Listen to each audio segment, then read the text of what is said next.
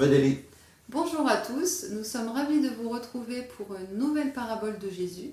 Alors Luc, aujourd'hui, de quoi allons-nous parler? Encore une parabole de figuier. Est-ce que c'est la dernière? Oui. Figuier. Bien. Le figuier maudit.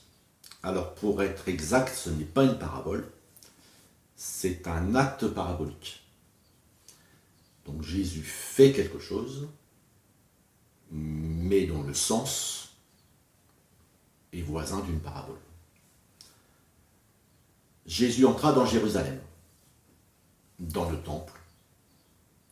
Quand il eut tout considéré, comme il était déjà tard, il s'en alla à Béthanie avec les 12.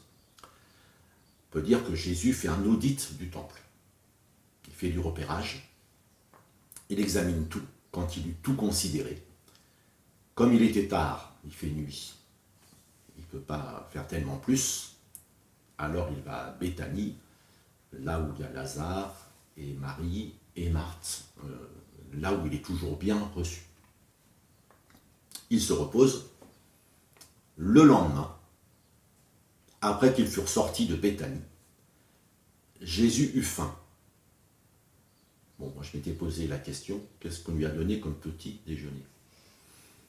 Il eut faim. Peut-être aucun. Peut-être aucun. Apercevant de loin un figuier qui avait des feuilles, il alla voir s'il s'y trouverait quelque chose. Et s'en étant approché, il ne trouva que des feuilles, car ce n'était pas la saison des figues. Prenant alors la parole, il lui dit, il parle à l'arbre, que jamais personne ne mange de ton fruit. Et ses disciples l'entendirent. Ils arrivèrent à Jérusalem, et Jésus entra dans le temple. Il se mit à chasser ceux qui vendaient et qui achetaient dans le temple. Il renversa les tables des changeurs et les sièges des vendeurs de pigeons. Et il ne laissait personne transporter aucun objet à travers le temple. Et il enseignait et disait, « N'est-il pas écrit, ma maison sera appelée une maison de prière pour toutes les nations. Mais vous, vous en avez fait une caverne de voleurs. » Les principaux sacrificateurs et les scribes, l'ayant entendu, cherchèrent les moyens de le faire périr, car ils le craignaient, parce que toute la foule était frappée de sa doctrine. Quand le soir fut venu, Jésus sortit de la ville. Probablement, il est retourné à Béthanie.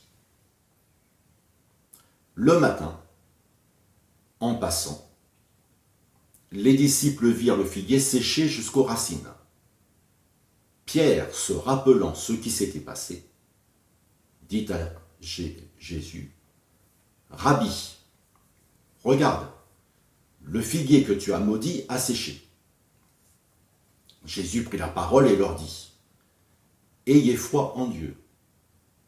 Je vous le dis en vérité, si quelqu'un dit à cette montagne, « Ôte-toi de là et jette-toi dans la mer », et s'il ne doute pas en son cœur, mais croit que ce qu'il dit arrive, il le verra s'accomplir.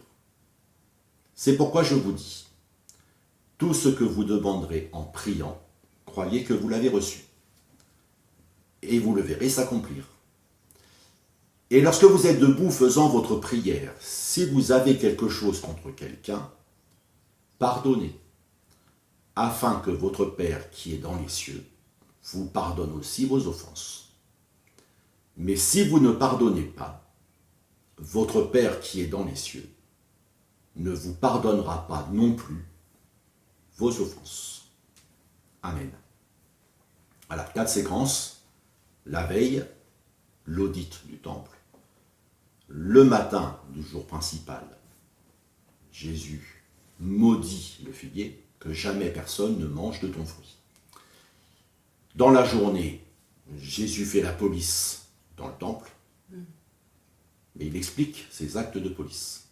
N'est-il pas écrit, ma maison sera une maison de prière pour toutes les nations? Mais vous, vous en avez fait une caverne de voleurs. C'est-à-dire que le mal qui est fait s'attaque au centre du culte de Moïse. Et est-ce qu'on peut voir comment est-ce qu'on peut voir l'articulation dans cette écriture entre le figuier qui est maudit et ensuite le Jésus qui chasse les vendeurs du temple? Alors là, le figuier représente le culte perverti. C'est-à-dire que les feuilles sont là. Mais il n'y a pas de fruits. Il n'y a pas de fruits, les feuilles sont là, c'est-à-dire qu'il faut mettre à mort des animaux pour le pardon du peuple. C'est ainsi, on verse le sang, on offre l'animal à Dieu, et Dieu promet que les péchés sont effacés. Ou alors, on veut rendre grâce à Dieu pour quelque chose qu'il a fait, et on lui offre un animal en sacrifice de louange. Mais quand on vient de 1000 km à la ronde, on ne peut pas transporter une brebis sur 1000 km. Alors ce que l'on fait, c'est qu'on prend de l'argent, et quand on arrive à Jérusalem, on achète une bête. L'ennui, c'est qu'elle a été vendue 3-4 fois plus cher. En plus, comme l'argent romain était considéré comme profane, les changeurs, qu'est-ce qu'ils faisaient? Ils changeaient l'argent romain ou l'argent grec en argent du temple, qui n'était valable qu'à l'intérieur du temple. Et dans le change, on prenait une commission très exagérée. C'est pour ça que Jésus dit, vous en avez fait une caverne de voleurs. D'accord. Donc le fruit qui devrait être la joie d'avoir été au lieu que Dieu a désigné, Jérusalem, le lieu du culte, depuis David, on n'a que les feuilles, c'est-à-dire le rite, sans le bénéfice. Et en plus, on se fait pigeonner, on peut dire, puisque c'est une caverne de voleurs. Et quand Jésus maudit le figuier, qu'est-ce qu'il dit en fait? Alors, d'abord, il y a une petite subtilité. Ce n'était pas la saison des figues. Dont Jésus a choisi le figuier, sachant qu'il n'y aurait pas de figues. Ça aurait été un miracle qu'il y ait des figues, puisque ce n'était pas la saison des figues.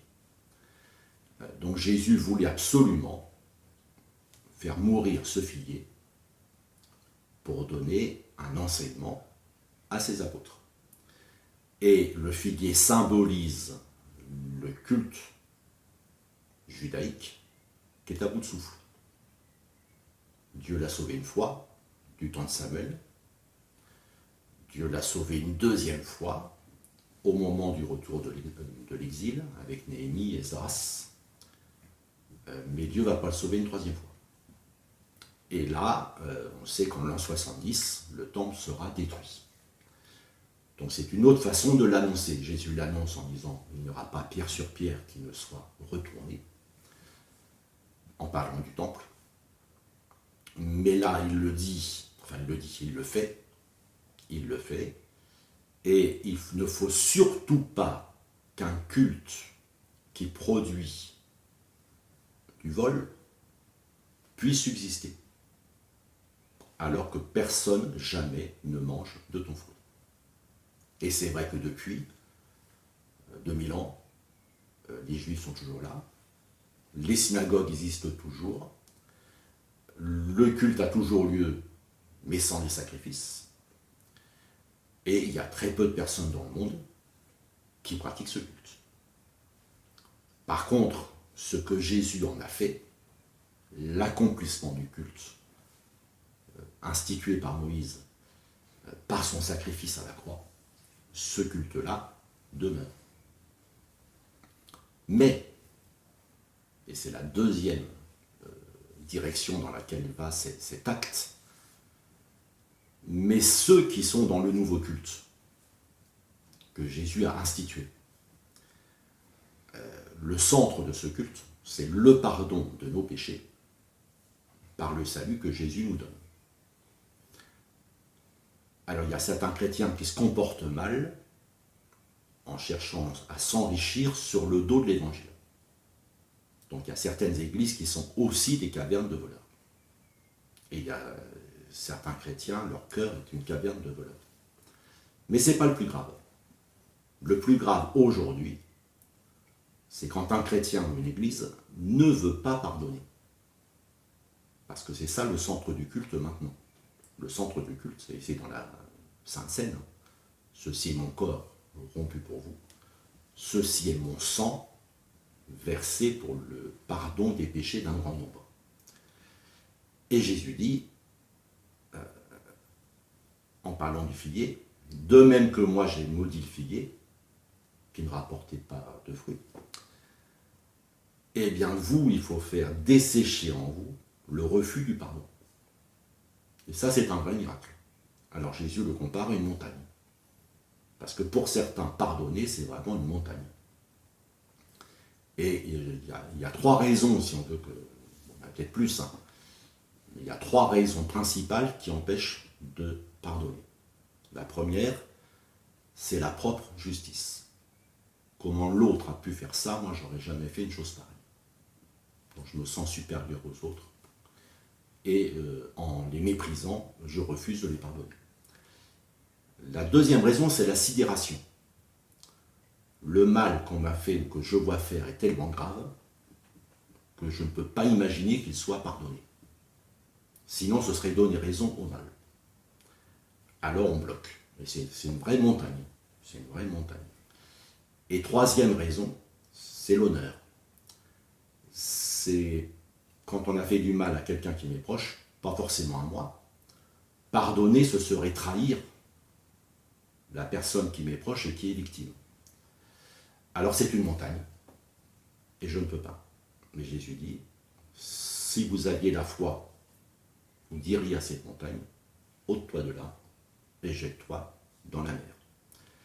Alors c'est à ça qu'il nous invite.